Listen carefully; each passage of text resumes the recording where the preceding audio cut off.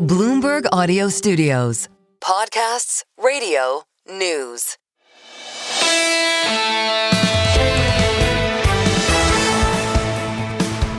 The single best idea on the oddest of Tuesdays in a slow motion August. It was not slow motion today. Thanks to our team, Eric and all, who blew up the show here off the Lisa Cook news with President Trump yesterday evening. Libby Cantrill of PIMCO is expert, and I really talked to her less about Trump, Cook, and much more about the reaction of senators. Here's Libby Cantrill on the moment. This is in many ways self-defeating for the president because, of course, not only does this potentially not have the impact on the yield curve that he wants to see and mortgage rates and what have you, but it also makes the confirmation of any future nominee that much more difficult. Right. Remember that in order to get confirmed, a nominee needs 50 votes in the Senate. Republicans right now have 53. However, this is something that you all appreciate this nuance, but lots of financial press do not.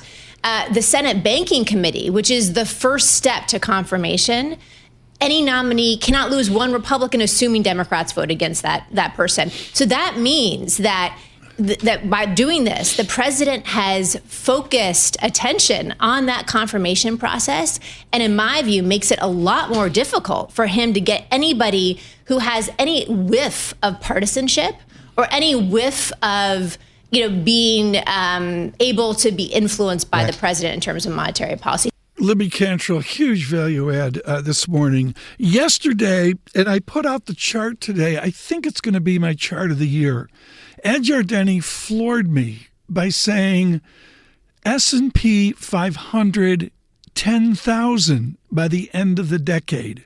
Out 26, 27, 28, 29, out 4 years, 3 months, whatever it is. I came in this morning and did the math. Actually, I didn't do the math. My interns did the math. And the answer is it's Dow 70,000, Dow 44,000 right now, balloons up to 70,000, and the return is 10.5%. Jeff deGraaf is at Renaissance Macro, excellent on mixing economics with fundamentals and technicals. Jeffrey deGraaf on the Jardini Dow 70,000. I think you cleared a lot of the weak hands out with the tariff talk and some of the concerns there. You're probably between here and there. Obviously, there's another 5 years to go or 4+ years to go. You'll have a meaningful consolidation, and you'll have another drawdown that is probably in the 20% camp. But certainly, those types of moves we think are typical of this long-term secular trend that we're in now. What could derail it? Are bonds going to end up being a friend or foe? I mean, that's obviously something we have to look at. But I think what's really interesting, Tom, is this normalization of the yield curves globally has actually not derailed equities. It's helped equities.